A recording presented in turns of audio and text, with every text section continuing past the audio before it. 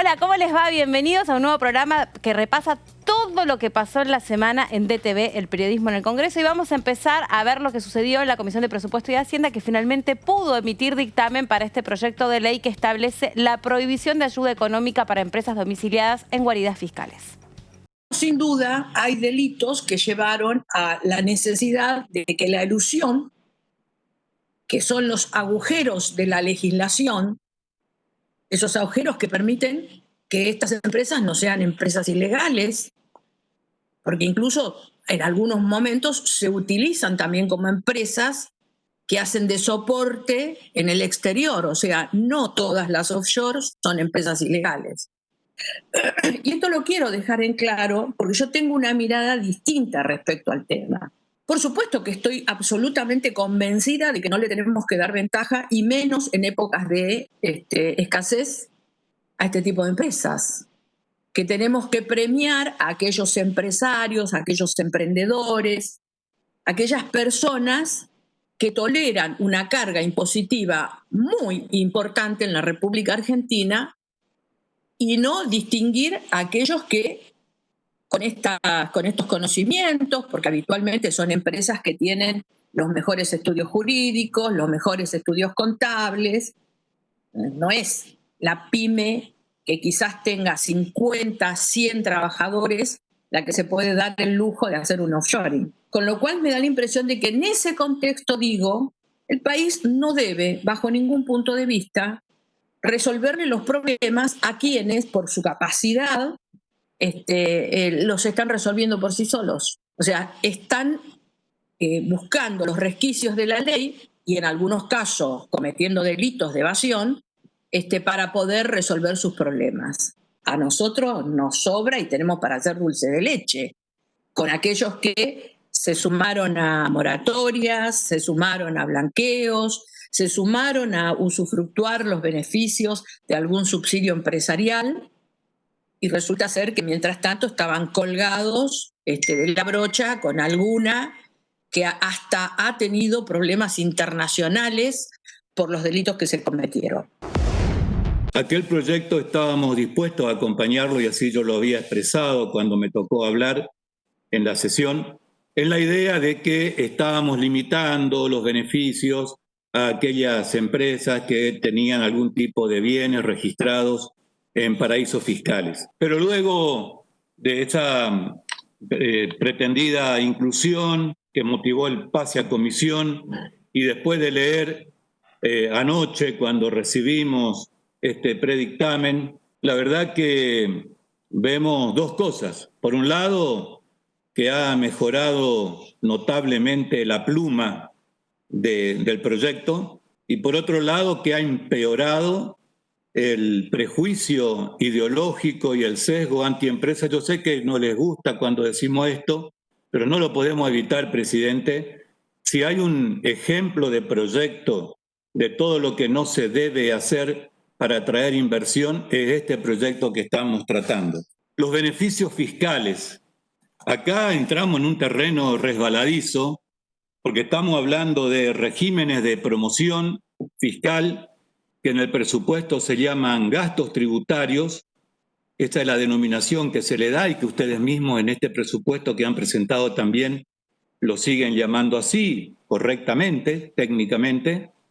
Pero, por ejemplo, ahí quedan incluidas las empresas que son promovidas con promoción industrial, promoción de la actividad minera, la promoción económica de Tierra del Fuego. Todas las empresas radicadas en Tierra del Fuego pueden entrar en estas limitaciones. Para este interbloque, esta ley resulta de imposible acompañamiento. Además, creemos que va a ser de muy difícil aplicación, que le estamos dando una discrecionalidad muy, muy grande al Poder Ejecutivo por todo lo que le he comentado, razón por la cual vamos a presentar un dictamen en minoría rechazando el proyecto. Con este proyecto lo que queremos es dotar a nuestro Estado Nacional de un instrumento que le permita excluir a la hora de ayudar tanto a empresas como a personas que pudieran requerir la ayuda económica del Estado, excluir a aquellos que se sientan más vivos que el resto de los argentinos y las argentinas.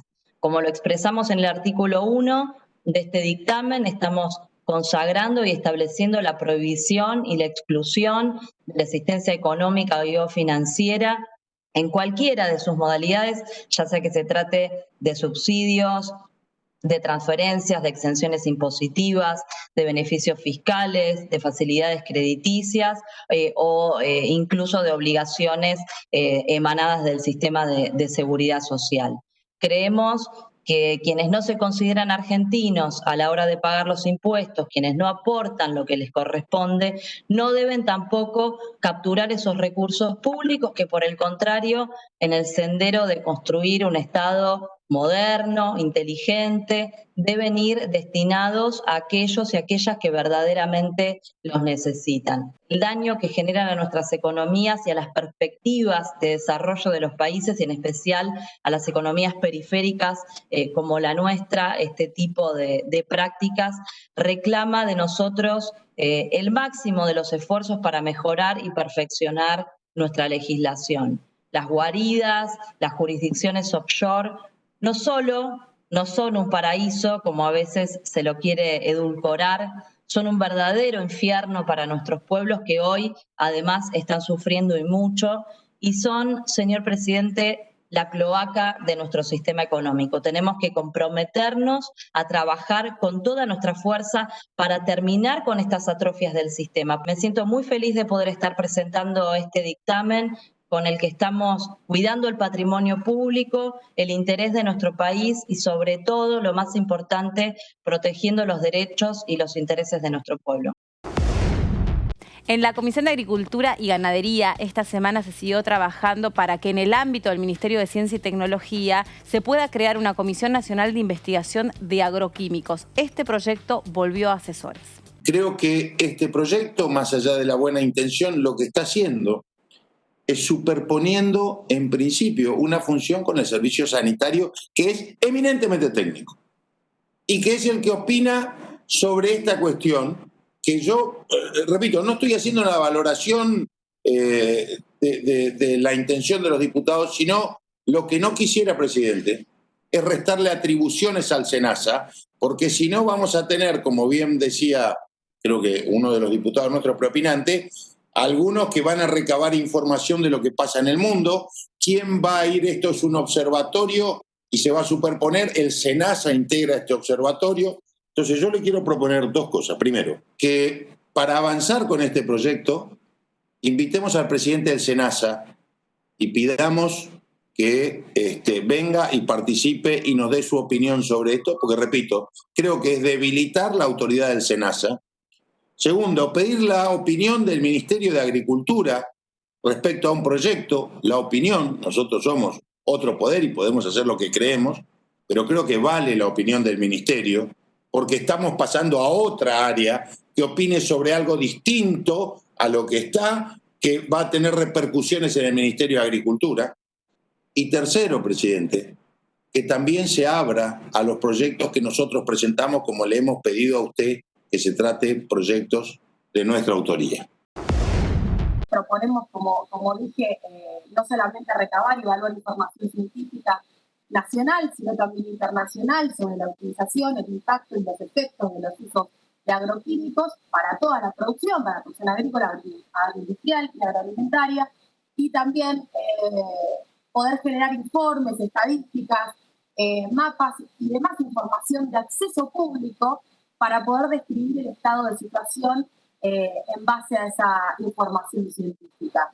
Solamente proponemos poder crear colectivamente y colaborativamente un diagnóstico pertinente para luego también plantear una propuesta colaborativa de políticas públicas al respecto. No estamos planteando regular ni el uso ni la aplicación de los agroquímicos para nada, sino por lo contrario, una propuesta de un paradigma desde la perspectiva del gobierno abierto, desde la perspectiva de la gobernanza ambiental, para poder plantear cuál es el diagnóstico, para poder establecer las bases científicas de lo que estamos intentando regular y así poder crear las mejores políticas públicas al respecto, con la participación de los científicos y las científicas de todo el espectro que está estudiando y que viene estudiando hace mucho tiempo este tema, y así también de la ciudadanía que tiene influencia en este sentido. Digamos. Me refiero a influencia a sectores campesinos, sectores productivos, ONGs también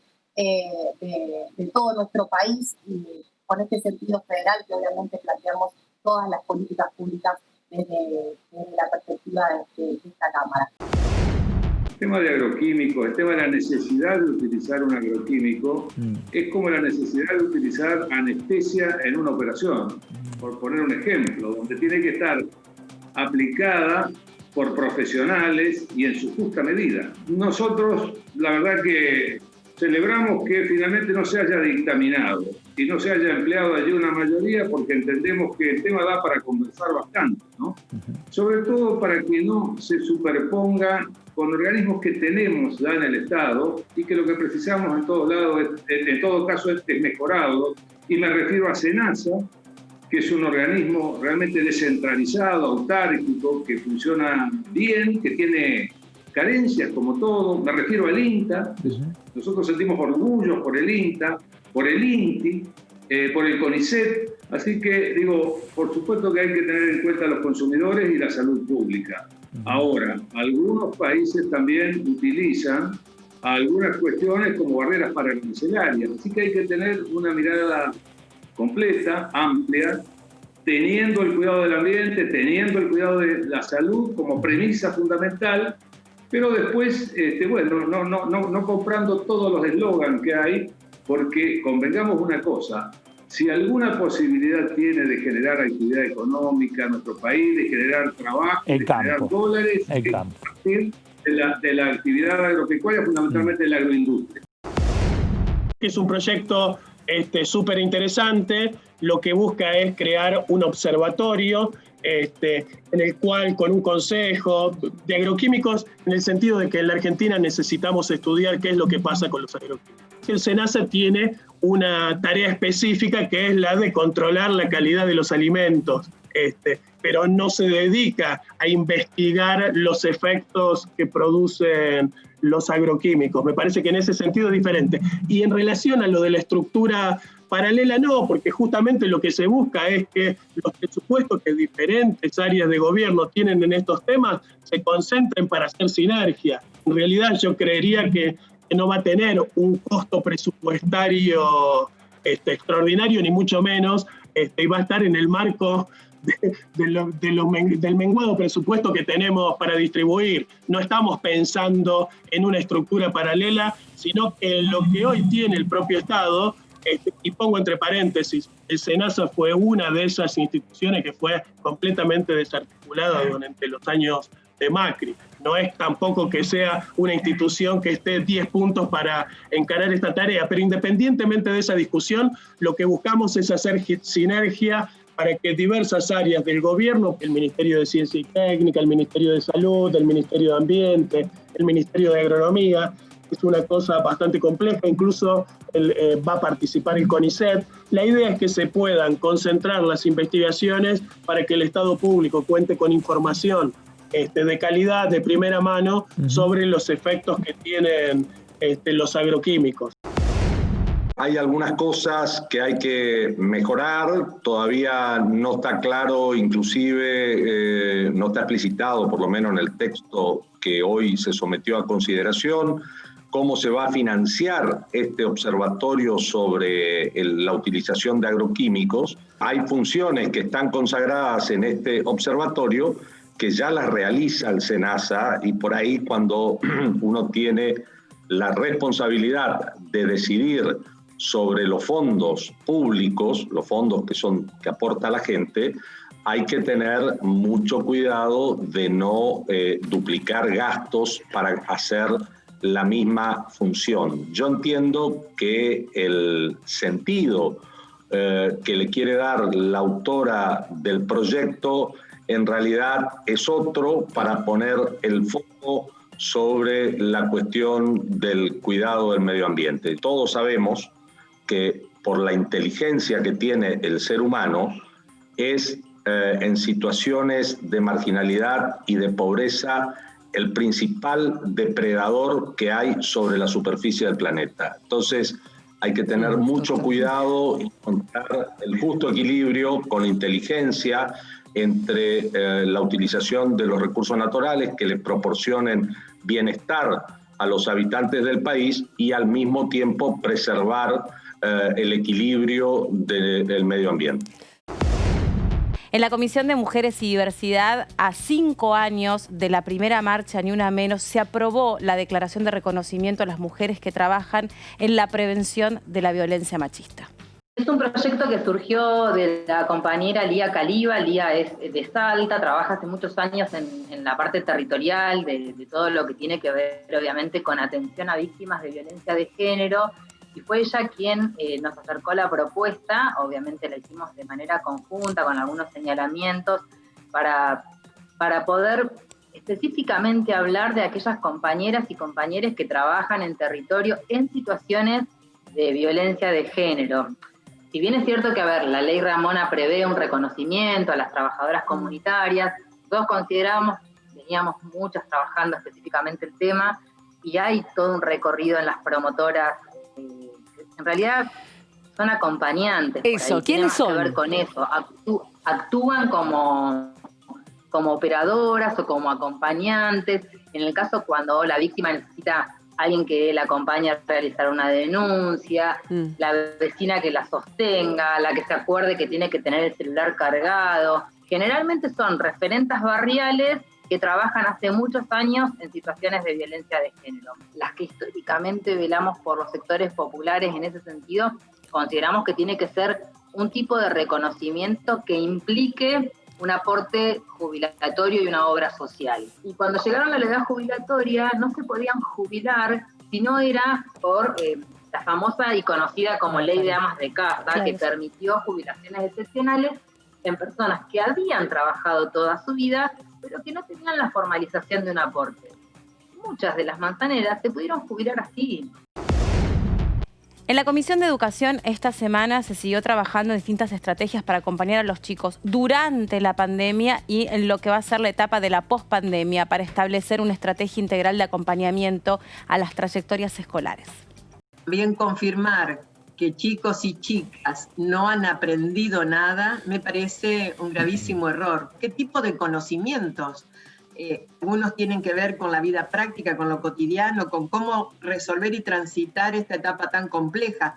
¿Es o no eso un conocimiento? En ese caso, creo que el acceso a ese tipo de conocimiento ha sido desigual, desparejo, y esto es una de las cuestiones que tanto analiza el Ministerio de Educación con diversos programas, como el Consejo Federal, que ha definido hace pocos días algunos avances y lineamientos para esta revinculación, acercamiento y acompañamiento en lugares y provincias donde las escuelas están abiertas en estos momentos. En algunos casos, caso La Pampa, hace ya más de un mes. Algo que asume nuestro gobierno con absoluto compromiso es trazar una línea y un tránsito y una expectativa sobre la que podamos efectivamente llegar a cumplir los derechos, en este caso el derecho a la educación. Y eso es lo que hemos trabajado y hoy creo que dimos un gran paso, ¿no? Claro. Consolidar un esquema de un proyecto, ahí termino con esto, de consolidar un esquema de un proyecto que cuide y atienda las trayectorias educativas y la responsabilidad de los chicos de aprender y al mismo tiempo las responsabilidades del Estado para ese acompañamiento. Con inversiones, estamos discutiendo el presupuesto del año 2021, estamos además planteando a partir de la decisión del presidente con su decreto de necesidad y urgencia 690, que la Internet es un servicio público y que debe ser accesible. Así que me parece que hay una serie de condiciones que van a ayudar a imaginar qué escuela nos espera, cómo vamos a transitar esta etapa y cómo efectivamente los chicos aprenden. Nosotros tan de acuerdo estamos con que hay que cuidarlo, en este sentido que habíamos acompañado un dictamen a la cual se llegó a un consenso en la sesión pasada y que finalmente después no pudo ser tratado porque hubo allí modificaciones sobre los últimos 15 minutos que complejizaron la norma que nosotros queríamos acompañar. Nosotros estamos de acuerdo que a quien en no darle ventajas a nadie, y mucho menos del presupuesto nacional a todas aquellas empresas que tienen vínculos o que tienen sede en paraísos fiscales, etcétera, o en aguantaderos, como decimos ahora. Lo que pasa es que a último momento se complejizó esta norma.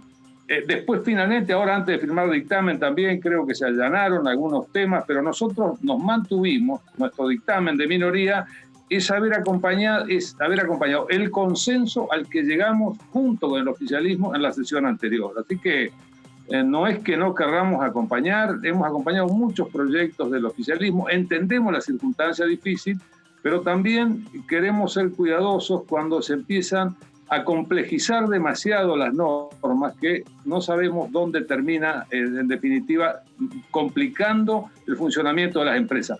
Y para decir, si no hay empresas en este país, no vamos a tener trabajo genuino, así que tenemos que ser muy cuidadosos en este aspecto. Yo creo que la democracia, la dirigencia política le debe al país sensatez, le debe encontrar puntos comunes. Creo que no hay margen para tirar demasiado de la piola, y así que por eso creo que también cuando empezamos a calificar lo bueno, lo malo, etcétera, me parece que no contribuimos. Bien. Y me parece que estamos ante una oportunidad. Digo, el gobierno debiera darse la oportunidad de dejarse ayudar. Empezó el gobierno anterior con un 8% del PBI de emisión monetaria. Después incluyó la devaluación 2018-2019, las sucesivas devaluaciones, hizo un ajuste fiscal en acuerdo con las políticas del Fondo Monetario y la emisión la bajó al 6%, en un clima de absoluta recesión económica. Conocemos eso, la caída de empresas, de empleos, del consumo y también de la inversión. ¿Cómo llegamos al 2019? En una crisis que terminó el año con un 58% de inflación. Por lo tanto, desde ahí en más, no tenemos los mejores profesores de la macroeconomía. Nosotros venimos por un modelo diferente. Esta emisión monetaria que hasta ahora llevamos el 8,5% del Producto Bruto, o sea, similar a la que tuvo Macri al comienzo de su periodo de gobierno, tuvimos que enfrentar una pandemia. Se cayó la inversión, se cayó el consumo de las familias, se cayó o se achicó el consumo público, que es la inversión pública, en términos de obra pública. Se cayeron o subieron mínimamente las exportaciones. ¿Por qué? Porque también cayeron las importaciones. O sea, un escenario dramático de crisis mundial y crisis nacional. Por lo tanto, haber emitido el 8,5% del PBI hasta el momento para salvar vidas, para rehacer el sistema sanitario, para asistir a las familias con ingresos de emergencia, para pagar salarios de las propias empresas que nos critica la oposición y sin embargo en muchos casos representan a empresarios, es lo menos que el gobierno podía hacer. Primero que este no es un problema de los últimos 4 años. Desde que se sanciona la Ley Nacional de Educación en el 2006, nunca logramos que el abandono escolar en el nivel medio disminuya. De hecho, aumentando. Así que es un problema que venimos arrastrando hace muchísimo tiempo. No es un problema de estos últimos 4 años. Segundo, lo que nosotros estamos proponiendo es el proyecto de ley de trayectorias educativas. Es un proyecto que lo que hace es desde el Ministerio de Educación Nacional formar equipos técnicos junto al Consejo Federal de Educación, que está integrado por todos los ministros provinciales, poder retomar aquellos proyectos, porque muchas provincias tienen proyectos en relación a trayectorias discontinuas, a repitencia, abandono escolar, sueltos, fragmentados. Entonces, lo que propone este proyecto es unificar las estrategias, fortalecerlas con recursos económicos presupuestarios. Además, nosotros planteamos que esos presupuestos sean georreferenciados, que sean no igualitarios, sino equitativos en relación a aquellas jurisdicciones que tienen mayores necesidades, entonces que tengan mayor presupuesto. Equipos interdisciplinarios que trabajen no solo lo áulico, lo cognitivo, sino que puedan acompañar las emociones de nuestros jóvenes, que puedan trabajar el clima escolar, puedan salir de la escuela y trabajar con las familias de estos jóvenes, puedan trabajar con ellos, con las organizaciones comunitarias de cada comunidad.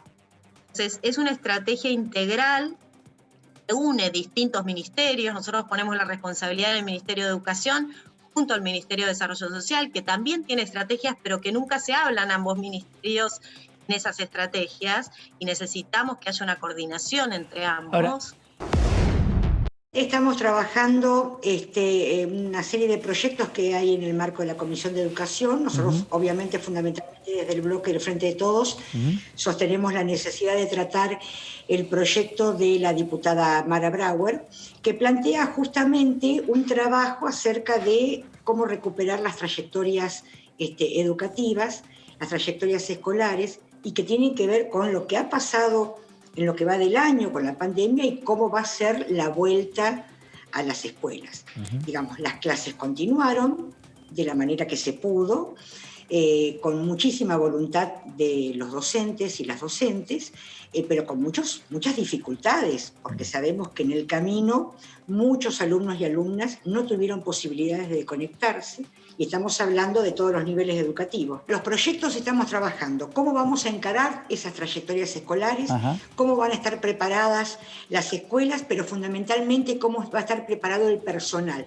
Acá hay que fortalecer los equipos de conducción y los equipos de orientación, de acompañamiento. En cada provincia tienen distintos nombres, digamos, lo que se llaman los equipos interdisciplinarios, conjuntamente con la capacitación de los docentes. Y además, bueno, el acompañamiento mismo de la familia. Y en esto vamos a tener que articular acciones entre el Ministerio de Educación, el Ministerio de Salud, el Ministerio de Desarrollo Social, porque realmente los chicos que este año perdieron el vínculo pedagógico, va a haber que retomar desde otra mirada, distinto a las que pudieron sostener de alguna manera el acompañamiento de las docentes y los docentes.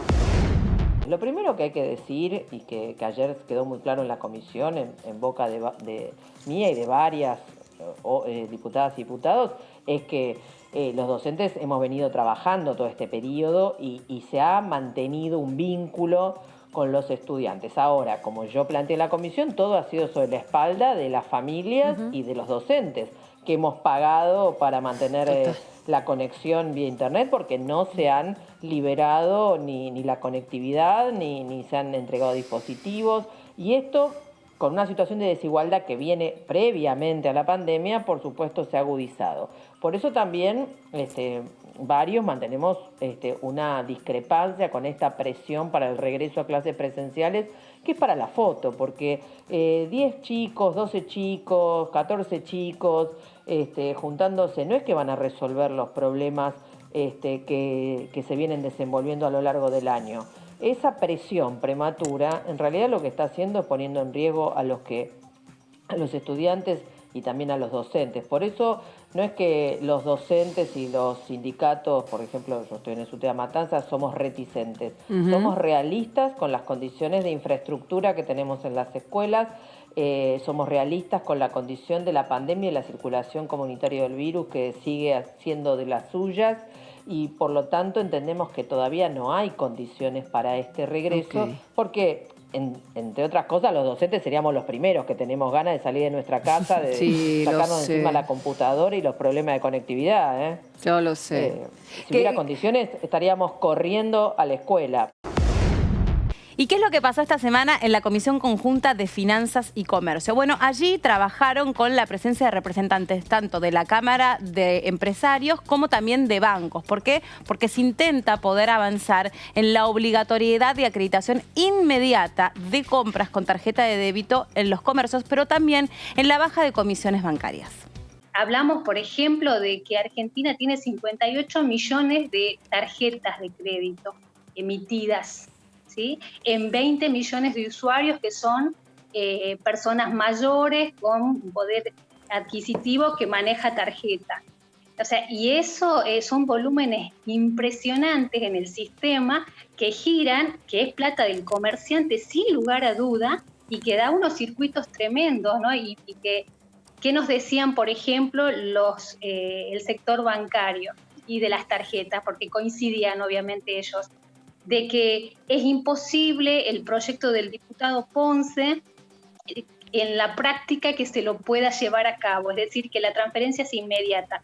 ¿Por qué? Porque dice que hay alrededor de 90, al ser agentes retensores, hay alrededor de 90 impuestos y una cantidad de normativas que se deben cumplir y que entonces eso es lo que hace que tarde tanto.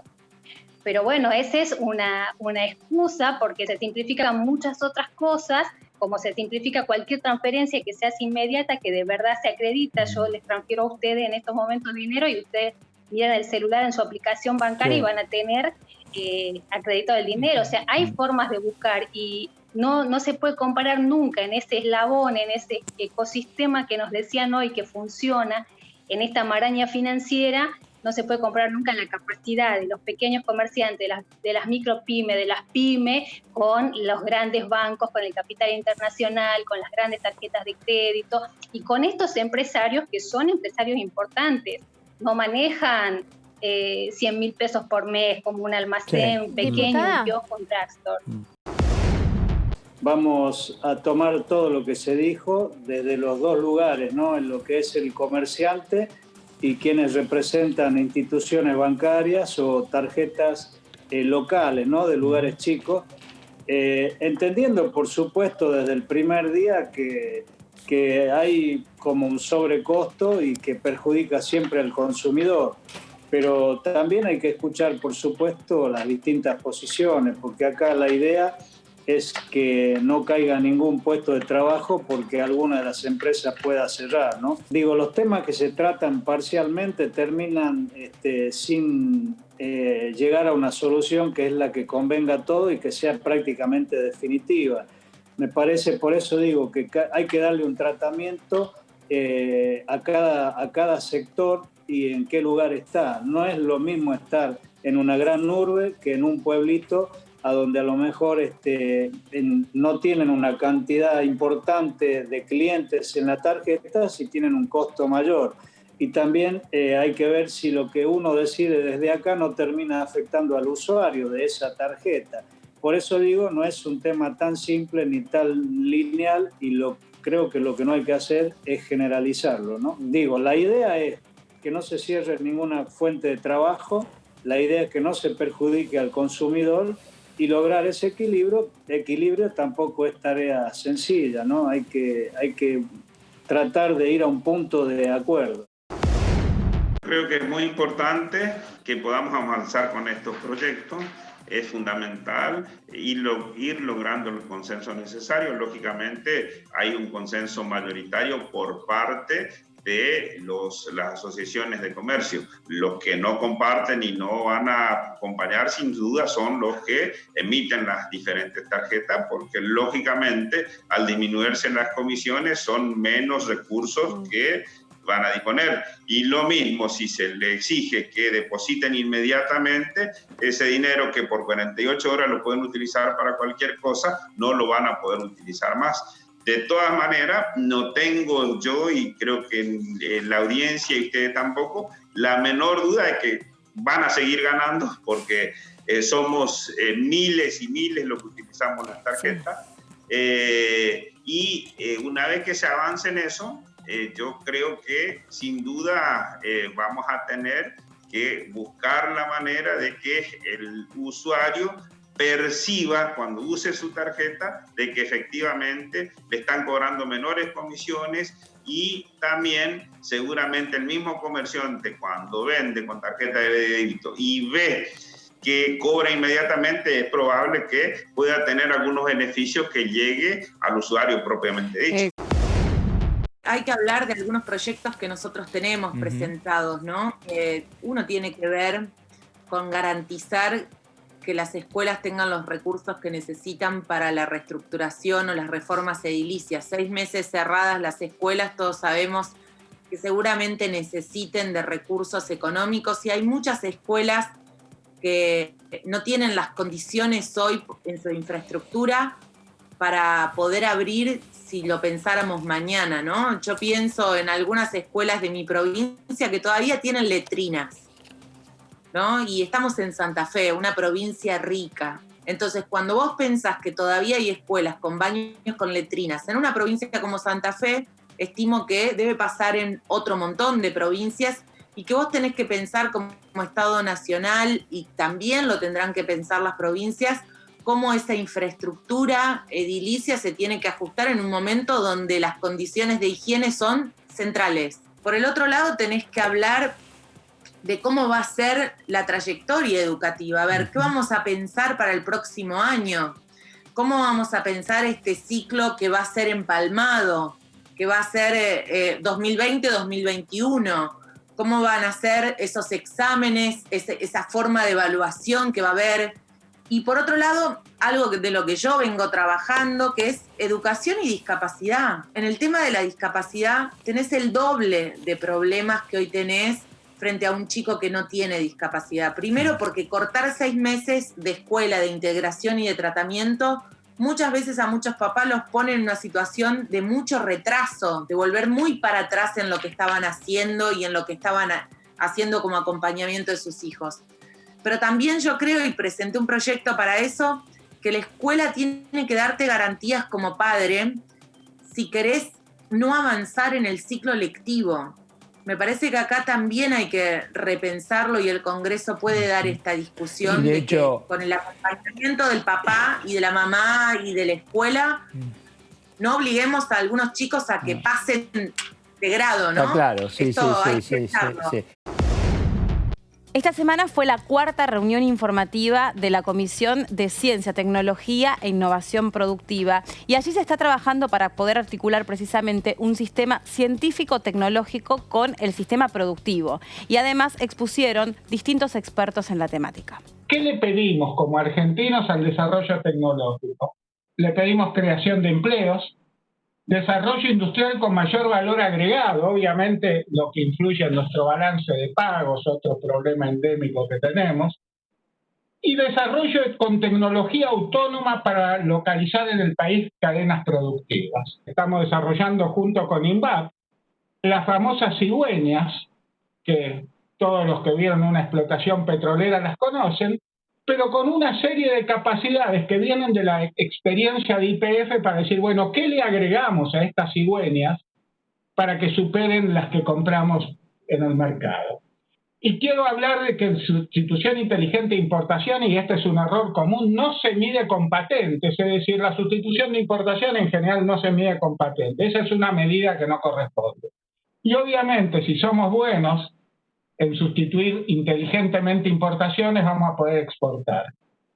Nuestro país, una posible enfoque, una posible descripción de nuestro país es que tiene un importante desarrollo científico, pero con baja concreción tecnológica, y creo que sobre eso tenemos que trabajar. ¿Cuáles son las herramientas que tenemos desde el Estado para poder empujar el desarrollo tecnológico? El poder de compra inteligente del Estado, es decir, todos los estados del mundo usan su poder de compra para impulsar el desarrollo de la tecnología. También podemos tener un Estado regulador, ya sea con protección arancelaria o paraarancelaria, y un Estado productor, como fue, por ejemplo, en el caso de la industria satelital. El análisis del CUSEN adoptó 2 premisas clave. La primera premisa es que el presupuesto de ciencia y tecnología debe estudiarse en el marco más amplio de objetivos e instrumentos de la política científica nacional establecidos por la Ley 25.467, sancionada en 2001, que instituyó el Sistema Nacional de Ciencia, Tecnología e Innovación en Argentina. Consecuentemente, nuestro análisis tuvo en cuenta, por una parte, los objetivos generales que plantea la ley, que fueron agrupados en 3 ejes que denominamos la dimensión sociopolítica de la ciencia y la tecnología, el avance del conocimiento y sus efectos sociales, el desarrollo tecnológico y su impacto en el sistema productivo. El análisis tuvo en cuenta también un instrumento central de política científica, que es el Plan Nacional de Ciencia, Tecnología e Innovación, el cual, como establece el artículo 5º de la citada ley, orientará la investigación científica y el desarrollo tecnológico, estableciendo prioridades en áreas estratégicas que sirvan al desarrollo integral del país y de las regiones que lo componen. El CUSEN considera muy necesario, primero, avanzar en la plena activación institucional del mecanismo de coordinación intersectorial que establece la Ley 25467. Y en segundo lugar, iniciar las consultas y deliberaciones conducentes a la construcción participativa del mismo, el cual constituirá el fundamento de los próximos proyectos de presupuesto para la función ciencia y tecnología. Hoy, desde los últimos rincones, uno puede estar conectado, puede estar vinculado al mundo. Por eso es muy bueno ir pensando en desarrollar en cada uno de los puntos de nuestro país mucho más la ciencia, la tecnología, los recursos. Hay oficinas de CONICET en varios lugares del país, pero bueno, sí, creo que hace falta también las empresas. Hay menos empresas y menos industrias en el interior. Entonces quizás hay una relación directa entre una cosa y la otra. Pero el esfuerzo está en nosotros, en hacer una buena ley y también en mantener un vínculo bueno, digamos, con las provincias, y a su vez las provincias también en invertir. Esto de decir, bueno, vamos a tener un Ministerio de Ciencia y Tecnología es un paso importante, y darle darle el valor que tiene. Si uno mira, los países que se desarrollaron son los que apostaron al desarrollo de su ciencia, su tecnología. Y nosotros, la verdad que como argentinos tenemos que estar orgullosos porque tenemos buenos científicos. El único quizás punto que nos faltó, y que ahí es donde tenemos que dar el gran paso, es en esta vinculación, en la ciencia aplicada, en que puedan ver toda su investigación aplicada. Hay muchos ejemplos muy buenos, pero como que falta más esa aplicación para que la gente lo vea, lo valore en la vida cotidiana, y que a su vez después esto redunde en beneficio de mucha más gente. Los especialistas y los expositores también han manifestado este carácter de poder pensar que el financiamiento tiene que ser progresivo y tiene que ser realista, ¿no? De alguna manera se planteaba un 3% para ciencia y tecnología, un presupuesto del 3%, y nosotros planteamos que podemos iniciar un presupuesto con una escala respecto a una proyección de año tras año para lograr un 1%, y en eso creo que hay que también ser sumamente responsables a la hora de pensar y de diseñar un marco legislativo que haga y que ponga la ciencia y la tecnología como prioridad. Y ahí me parece que es la responsabilidad de todos los legisladores de poder discutirlo en la comisión y poder determinar, creo que a partir de las autoridades de la comisión, de poder definir si eso puede pasar a la comisión de presupuesto, o hacer en su defecto una comisión conjunta.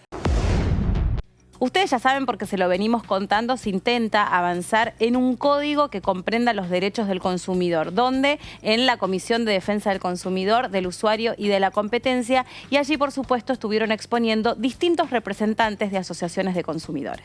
Me parece que la participación de las organizaciones de defensa del consumidor en los entes reguladores tiene que estar explícito en los proyectos, ¿sí? Tiene que decir expresamente: todos los entes reguladores tienen la obligación de tener dentro del organismo las comisiones de usuarios para la participación de las organizaciones. Hoy hay en algunos entes reguladores, que ya viene funcionando desde hace mucho tiempo, pero sería bueno que en el capítulo que habla de los entes puedan incorporar esto. Y después también el fortalecimiento, ¿sí? El fortalecimiento de las organizaciones de consumidores, que lamentablemente a veces tenemos que pelear muchísimo por este tema.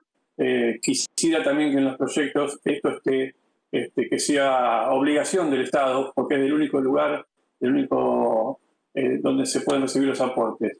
Y la verdad, otra cosa que quería agregar también, esta es una reunión informativa, como lo dijo el presidente de la comisión, y también me hubiese gustado escuchar, en principio, antes que habláramos, las organizaciones, a los autores de los proyectos, para que uno después pueda evaluar en el futuro. Considero que todos los aportes deberían realizarse sobre el Código Unificado, que bien podría pasar a llamarse Código Civil Comercial y del Consumidor, ya que lo lógico desde la base de que no me parece razonable que dos normativas regulen lo mismo, que haya dos artículos que definan relación de consumo, consumidor y demás. Además, esa sería la forma de combatir la hipertrofia legislativa, que sin duda nos perjudica a consumidores y proveedores y crea una gran inseguridad jurídica. Me parece fundamental que se regulen las acciones colectivas, eso está en ambos proyectos, de forma muy parecida, creo que esto es urgente, y si bien se podrían hacer aportes, creo que lo más importante es aprobarlo cuanto antes, a esta sección de la regulación de las acciones colectivas. Como punto de partida me parece más que aceptable, y necesitamos manejarnos con leyes y no con acordadas o criterios judiciales, porque ahí tenemos un problema permanente en lo que es el acceso al reclamo judicial y a las acciones colectivas. Necesitamos que se obligue a todos los proveedores a constituir un correo electrónico donde sean válidas las notificaciones. Vi proyectos muy interesantes, tiene que incluirse en cualquier proyecto de modificación de la ley. Se avanzó en esto con la ley de alquileres, pero seguimos a mitad de camino. Mercado Libre, la empresa más importante en cuanto a comercio electrónico, no hay forma de contactarlo, no tiene un correo electrónico donde uno pueda enviar y solucionar un problema. Los bancos mandan mails que uno les responde y llega la contestación automática de que en esa casilla no se puede responder los mensajes. Y esto de la fijación de un correo, al menos para las entidades que trabajamos con la parte prejudicial, el reclamo prejudicial es indispensable, no tolera un día más. Se ha agravado muchísimo con la situación de la pandemia y con las restricciones a la circulación derivadas de la pandemia.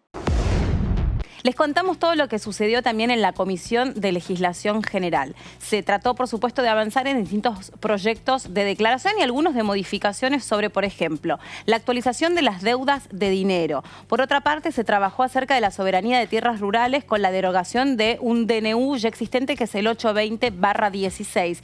Además, el Código Civil y Comercial con algunas modificaciones de la forma del acto constitutivo de una nueva asociación civil. Me parece que tenemos que mencionar la posibilidad de modificación de la ley de convertibilidad en cuanto a la actualización de deudas por concepto alimentario, ¿no? Ajá. Esto teniendo en cuenta una visión de política de género y de preservación de derechos de quienes son en general los beneficiarios de deudas alimentarias, que son los niños, niñas y adolescentes. Ante la imposibilidad de indexación y de actualización por parte de esta ya vieja ley de convertibilidad, que seguramente en algún momento tendremos que rediscutir en cuanto a la generalidad, bueno, un proyecto de la diputada Álvarez Rodríguez y varias otras, para que también obtuvo unanimidad. Y después un proyecto que habíamos suscrito con mi compañero de la provincia de La Pampa, el diputado Ariel Rauschenberger, respecto a la flexibilización de la constitución de las asociaciones civiles, que en la nueva redacción del Código Civil y Comercial de la Nación exige la constitución mediante escritura pública. Bueno, esto ya lo veníamos conversando desde antes de la pandemia y hoy en día ya verdaderamente entendemos que la exigencia de escritura pública para la constitución exige un rigorismo formal que innecesario. En particular hay temas sí que tienen alguna trascendencia y que pueden modificar derechos. Uno de ellos es el que elimina la prohibición de indexar deudas alimentarias. Esto en la práctica para que se entienda qué significa cuando se fijan cuotas alimentarias en función del ingreso del alimentante, sea la mamá o el papá o los abuelos en el caso de corresponda, a medida que va aumentando, en su caso el sueldo, como es en porcentaje, aumenta la cuota alimentaria. Pero el tema se complejiza cuando a veces se trata de un trabajador independiente, de un profesional, de un cuentapropista, o de distintos trabajadores que no tienen un sueldo fijo y que al juez se le complica bastante poner la cuota alimentaria en porcentaje de los ingresos. Y había una prohibición de indexar, entonces esto llevaba a que por efecto del aumento del costo de vida o bien por el aumento de otras variables, se generara una continua incidencia de aumento de cuotas alimentarias. Esto colapsa o hace recarga el sistema judicial, obliga a asumir los costos que es enfrentar otro juicio de aumento de cuota alimentaria, casualmente a las personas que son más vulnerables y necesitan los alimentos. Lleva además un tiempo considerable conseguir este aumento y entonces el tema de la prohibición de indexación ahora va a estar sorteada con este despacho que le va a permitir al juez, de acuerdo a lo que ya había en algunos antecedentes jurisprudenciales, establecer una indexación en la cuota alimentaria y de esta forma que no haya un continuo devenir de incidentes de aumento de cuota.